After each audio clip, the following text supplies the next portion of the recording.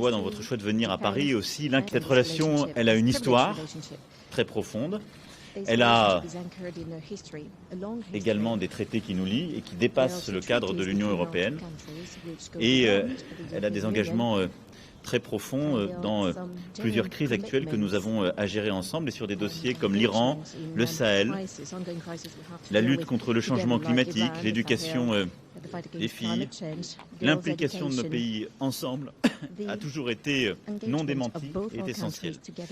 Et alors que le G7 débutera dans quelques jours, notre entretien permettra aussi d'assurer une étroite coordination sur ces sujets. Nous évoquerons également, et bien entendu, la question du Brexit. Et là-dessus, vous connaissez ma position, elle est claire, et je sais combien cela occupe vos jours et vos nuits, Monsieur le Premier ministre. D'abord, ma position a toujours été de respecter le choix souverain du peuple britannique de quitter l'Union européenne. Je le regrette. Si j'avais été un électeur, je n'aurais pas défendu ce choix, mais je crois que la souveraineté des peuples est ce qui fonde les démocraties, et donc je respecte pleinement ce choix et je pense qu'il faut le mettre en œuvre. Ensuite, ma position consiste à protéger et renforcer le projet européen, le marché unique, notre capacité à décider et construire une Union européenne plus forte et plus souveraine. Et c'est pourquoi je suis toujours positionné pour n'affaiblir en rien ce projet dans les négociations et l'organisation que nous avons à prendre.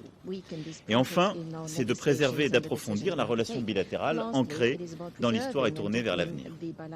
C'est dans cet esprit que l'Union européenne a négocié longuement avec le Royaume-Uni un accord de retrait. Je ne vais pas entrer ici dans le détail de cet accord et il n'appartient à aucun pays de l'Union européenne seul de négocier ou renégocier cet accord. Mais je veux dire que les éléments clés de celui-ci, comme le backstop irlandais, ne sont pas simplement des contraintes techniques ou des arguties juridiques, mais bien des garanties indispensables à la préservation de la stabilité en Irlande, à l'intégrité du marché unique, qui est le socle du projet européen, et sont partie intégrante de cet accord longuement négocié par le Royaume-Uni et l'Union européenne.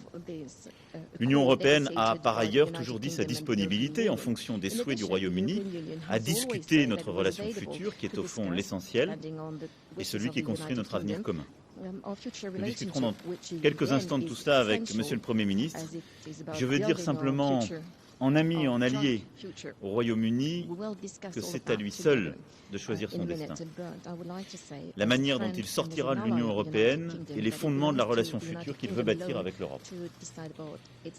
Nous nous préparons quant à nous activement à tous les scénarios, notamment celui d'une sortie sans accord le 31 octobre, si cela devait être in fine le scénario retenu. Ce n'est pas le choix de l'Union européenne, mais c'est notre responsabilité commune à l'égard de nos citoyens, de nos territoires, de nos entreprises, de nous y tenir prêts. Et c'est ce que nous avons d'ores et déjà préparé. Mais je sais en tout cas que l'avenir du Royaume-Uni, autour de notre histoire, de nos valeurs, ne peut se trouver qu'en Europe, que notre géographie est têtue à cet égard. Et je sais, je dis avec confiance que l'avenir nous le confirmera, par-delà les secousses, les vicissitudes qui peuvent être celles de l'actualité. Voilà, mesdames, messieurs, les quelques mots que je souhaitais dire, en redisant tout le plaisir que j'ai d'accueillir aujourd'hui M. Boris Johnson et M. le Premier ministre. Plaisir que nous avons de vous avoir à l'Élysée aujourd'hui. Merci. Well, thank you very much, Monsieur le Président. Emmanuel, thank you, and it's great to be here in Paris, and I thank you for the wonderful welcome. Listen, in view of what you've just said, and in view of your remarks overnight about Brexit, I want to come straight to that particular point. I want to make it absolutely clear to you, Emmanuel, to the French people, that of course I want a deal. And I think we can get a deal, and a good deal. I was powerfully encouraged by our conversations last night in Berlin with our mutual friends, and I know that with energy and with creativity and application we can find a way forward for all our businesses and our citizens. But as you yourself have just pointed out, Emmanuel, it is vital for trust in politics that if you have a referendum, then you should act on the instructions of the voters. And that is why we must come out of the EU on October the 31st, deal or no deal. And then, of course, we can take our relationship forward. And when I say take it forward, I agree with you wholeheartedly, Emmanuel, that it is a quite extraordinary friendship. At this moment in Mali, French troops are being conveyed in British helicopters as we work together to fight terrorism in the Sahel. As we stand here together side by side at the Elysée, British troops and French troops are side by side in Estonia protecting the eastern borders of NATO. And when Assad's regime used chemical weapons against his own people, it was Britain and France together with our American friends who showed the collective revulsion of the West in taking out those chemical weapons facilities.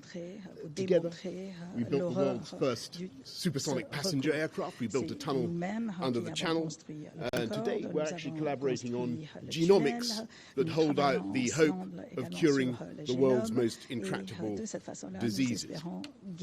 At your G7 in Biarritz that you're chairing, which I'm sure will be a great success, Monsieur le Président, the UK and France will work hand in glove, coude à coude, to tackle climate change, to tackle the tragic loss of species and biodiversity, and as you rightly say, to ensure that every girl in the world gets 12 years of quality education.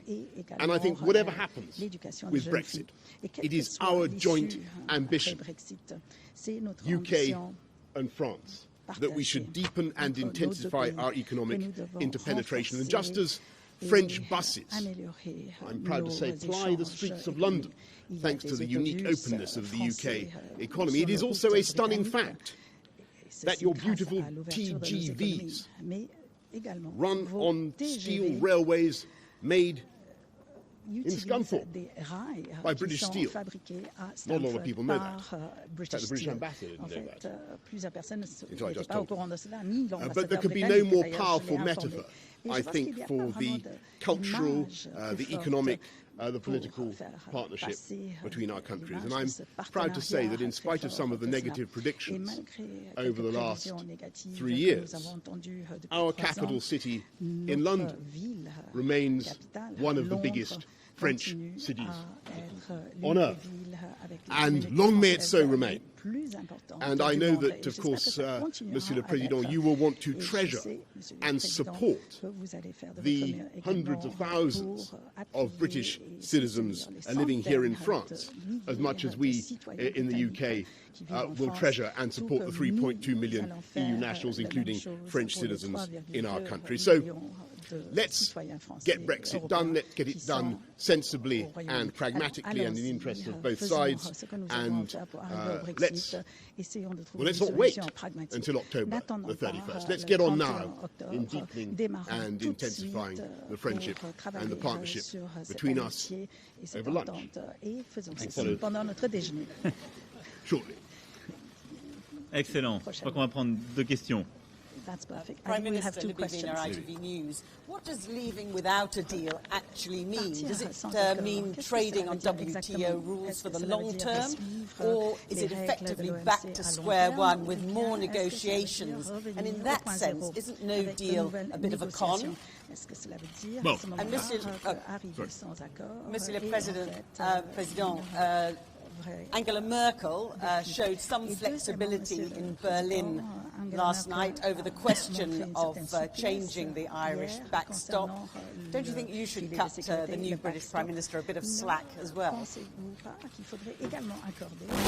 Well, thank you very much, Libby. Of course, as you know, a great deal of work has already been done to ensure that the transition on October the 31st is as smooth as it possibly can be, and so there are already agreements on aviation, on financial services, many other sectors And what we want to do now, between in the next 71 days or whatever is remaining, we want to make sure that we do all the necessary work on both sides of the channel to make sure that whether we get an agreement or not, our exit is as smooth and as pain-free as possible for citizens and businesses on both sides. And that's what we're going to do.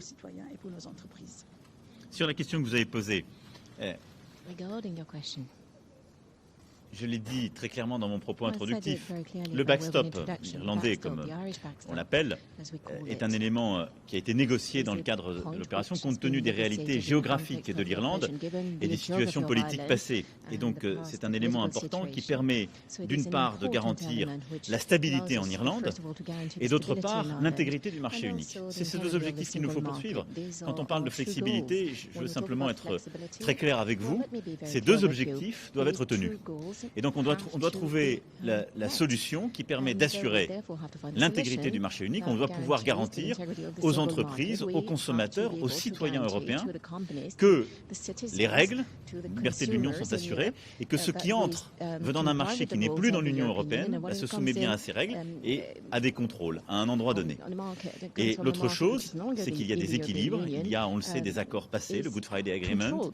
Il y a des réalités qui sont liées à la situation politique irlandaise et la relation d'ailleurs entre votre pays et l'Irlande. Et je pense qu'il nous faut respecter ce qui a été négocié sur ce point. Et après, dans le cadre de ce qui a été négocié, un travail doit pouvoir se faire. Ensuite, par rapport à votre première question, je veux juste attirer votre attention sur un point. On parle de l'accord de retrait. Il y aura de toute façon une négociation aussi sur les relations futures, ce qui est une autre étape. Mais on a toujours fait les choses clairement et dans le bon ordre. Can I just add one thing to that? Sorry, but just make it very clear, Monsieur le Président, that under no circumstances, when you look at the border with Northern Ireland, I'm just repeating a point that bears repeating, under no circumstances will the UK government be instituting, imposing checks or controls of any kind at that border. And we think, and I understand your desire to protect the integrity of the single market. Of course we understand that. But we think that there are ways of protecting the integrity of the single market and allowing the UK to exit from the EU whole and entire and perfect, as it were. And that is what we, and it was very interesting to hear some of the positive noises that we're now hearing about the ways that can be done. We look forward to developing those thoughts in the next few weeks. Monsieur le Président, Henri Momtaz de Politico, est-ce que vous êtes sur la même ligne que la chancelière allemande, qu'on peut trouver une alternative au backstop en 30 jours? Et Monsieur le Premier ministre, quelle est votre alternative au backstop? Ce que la chancelière Merkel a dit hier et qui correspond à l'esprit des échanges que nous avons eus depuis le début, c'est qu'il nous faut de la visibilité dans 30 jours. Et donc, je viens de répondre sur la réalité du backstop. Je crois que ça correspond d'ailleurs à l'objectif du Premier ministre Boris Johnson. Personne ne va attendre jusqu'au 31 octobre sans essayer de trouver une bonne solution. Simplement, si nous ne trouvions pas de bonne solution, on ne peut pas du jour au lendemain se retourner. Donc, il faut essayer d'avoir un mois utile. Ce mois utile va mobiliser évidemment Michel Barnier, son équipe de négociateurs, les négociateurs côté britannique, pour permettre de trouver ce qui peut répondre à des éléments de contrainte, mais sans changer les équilibes profonds de l'accord de retrait. Parce qu'il a fait l'objet d'un travail extrêmement important et d'une décision unanime des 27. Sur ce point, je suis aussi, comme la chancelière Merkel, confiant sur le fait que l'intelligence collective, notre volonté de construire, doit nous permettre de trouver quelque chose d'intelligent dans les 30 jours s'il y a une bonne volonté de part et d'autre, et c'est ce que je veux croire. Vous savez, on m'a toujours dépeint comme le plus dur de la bande. Je le dis pour le Premier ministre Johnson. Mais parce que moi, j'ai toujours dit très clairement, il y a un choix qui a été fait, donc ça ne sert à rien d'essayer de ne pas appliquer ce choix en pensant que parce que ça va durer très longtemps, finalement, on n'appliquera pas ce que le peuple britannique avait décidé à un moment donné, où on va essayer de contourner les choses. Je pense que nos démocraties souffrent du manque d'efficacité, du manque de clarté. Donc, je suis plutôt, et c'est ce que j'ai défendu par le passé au printemps dernier, content qu'on trouve des délais clairs et une volonté d'arriver dans le temps. Maintenant, je vais être ici très clair. Dans le mois qui vient, on ne va pas trouver un nouvel accord de retrait qui soit loin des bases. S'il y a des choses qui, dans le cadre de ce qui a été négocié par Michel Barnier, peuvent être adaptées et sont conformes aux deux objectifs que je viens de citer, stabilité en Irlande, intégrité du marché unique, on doit les trouver dans le mois qui vient. Sinon, ça veut dire que le problème est plus profond, qu'il est plus politique, c'est un problème politique britannique. Et à ce moment-là, ce n'est pas la négociation qui peut le régler, c'est un choix politique que le Premier ministre aura à prendre. Ce n'est pas nous de le faire. Well, I of course, understand very clearly that I think what Angela Merkel was saying last night, if I got her correct, I think I was standing next to her, she said, if we can do this in 2 years, then we can do this in 30 days. And I admire that can-do spirit that she seemed to have there. And I think she's right. I think that the technical solutions are readily available and they've been discussed at great length. You can have trusted trader schemes, you can have electronic pre-clearing for goods moving across the border. I just want to repeat one crucial thing. Under no circumstances will the UK be putting checks at the frontier, and we don't think it's necessary from the point of view of the EU to do that to protect the integrity of the single market. We think there are other ways of doing that. We've got, I think, adequate time to do it. Let's get on and do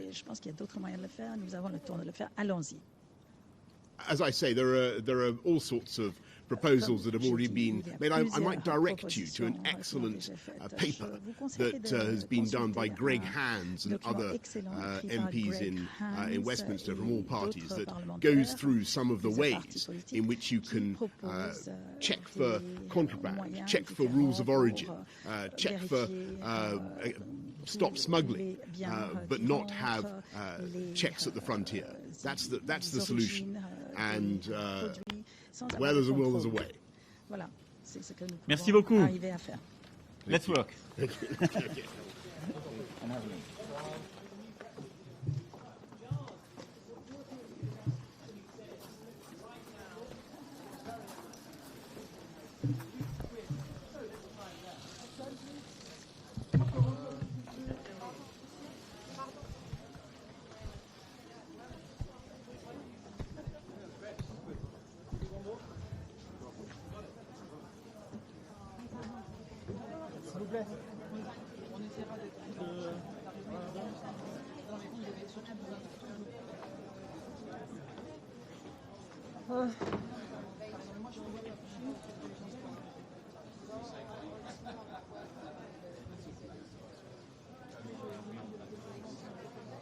Je vais vérifier tout ce qui se passe à l'intérieur.